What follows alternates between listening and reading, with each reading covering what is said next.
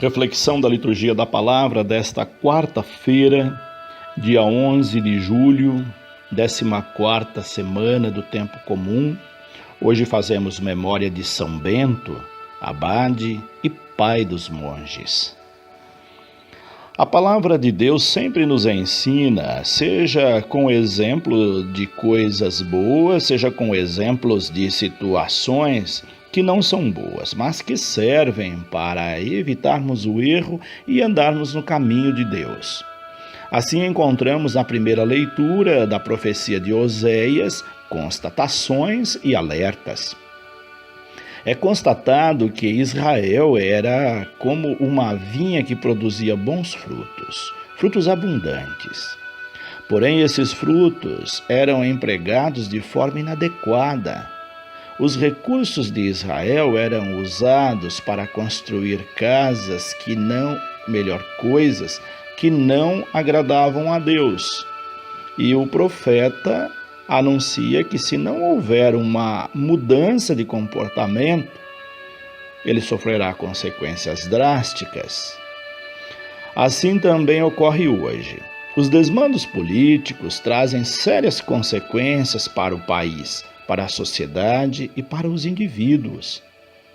Mas não é só isso. A maneira como cada um de nós emprega os frutos de nossos dons e talentos vai repercutir na nossa vida. Se os empregamos bem, temos bons resultados. Se os empregamos mal, colheremos o que plantamos. É a lei natural das coisas. Oséias chama a atenção para essa situação, pois Deus quer que sejamos pessoas fiéis ao chamado que Ele nos fez. Todos nós fomos chamados por Deus, mas chamados para fazer coisas boas. Quando nos desviamos do seu caminho, não estamos correspondendo ao seu chamado. É o que mostra o Evangelho de hoje. Jesus, no Evangelho de hoje, chama os 12 para a missão de combater e expulsar os males que atingem as pessoas. 12 é também um número simbólico que significa, entre outras coisas, totalidade. Chamar os 12 significa que Jesus chama a todos.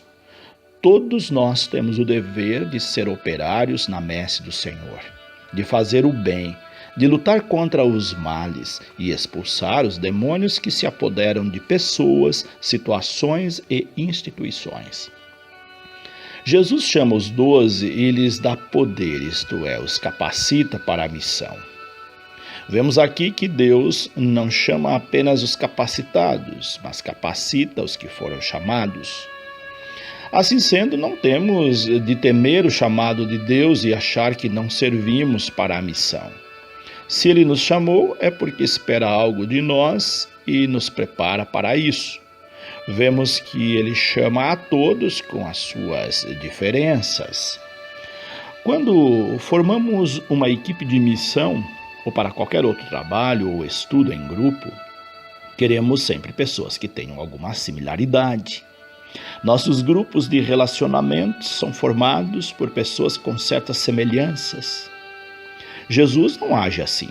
Os que ele chamou eram pessoas bem distintas umas das outras, com funções e comportamentos também diferentes. Essa diferença reforça a ideia de que o chamado é para todos, não importa quem somos, e não apenas para alguns privilegiados. Aqui Jesus chama a atenção também para o respeito com as diferenças e o diferente. Entre os que ele chamou, havia trabalhadores braçais, pescadores, pessoas interesseiras, isto é, que queriam obter vantagens, pessoas mal vistas pela profissão que exerciam na comunidade, como, por exemplo, cobrador de impostos, revolucionários e até desonestos e traidores. Todos foram igualmente chamados. Todos nós somos igualmente chamados.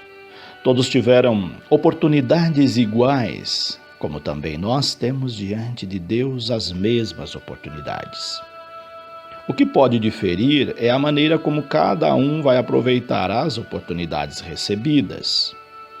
Quando um funcionário de uma empresa sabe aproveitar as oportunidades que lhe são oferecidas no trabalho e age sempre de acordo com as orientações de seus chefes e patrões, cumprindo com diligência e empenho suas funções, há grandes chances de ele subir de posto dentro da empresa e se tornar, quem sabe, gerente, sócio e até patrão. Assim ocorre na missão a que os discípulos foram chamados. O campo de missão foi e continua sendo o mesmo para todos. Alguns se empenharam nas suas tarefas de modo exemplar e foram amados pelo Mestre. João, o discípulo amado, por exemplo. Outros, apesar das dificuldades, também se empenharam e conseguiram um lugar de destaque. Pedro, que se tornou a rocha que sustentaria a igreja. Outros ainda queriam um lugar de destaque e foram alertados pelo Mestre. Esses são os filhos de Zebedeu. E outros foram traidores do Mestre, agindo de má fé, pensando apenas em obter lucro para si próprio e, por causa disso, não tiveram escrúpulos em suas ações, vendendo o próprio Mestre. Um exemplo é Judas Iscariotes. Como também fez Israel, que se desviou do chamado de Deus, como mostrou a primeira leitura. Todos foram chamados e enviados para trabalhar na messe, com recomendações para agir corretamente. Todos foram orientados correta e igualmente. Por que então agiram de modo tão diferente? Por que em nossas famílias agimos de modo tão diferentes uns dos outros? Assim também acontece na comunidade, na sociedade e na missão. Cabe a cada um a sua escolha. Deus dá oportunidades iguais para todos na sua messe. Cabe a cada um de nós avaliar o próprio modo de agir. A erradicação ou a diminuição do sofrimento que assola o mundo depende do comportamento dos trabalhadores dessa messe. É o que nos mostra a liturgia da palavra desse dia. Que possamos nos esforçar para ter comportamentos íntegros, de pessoas de bem, que amam verdadeiramente seu próximo e que por isso sabem perdoar.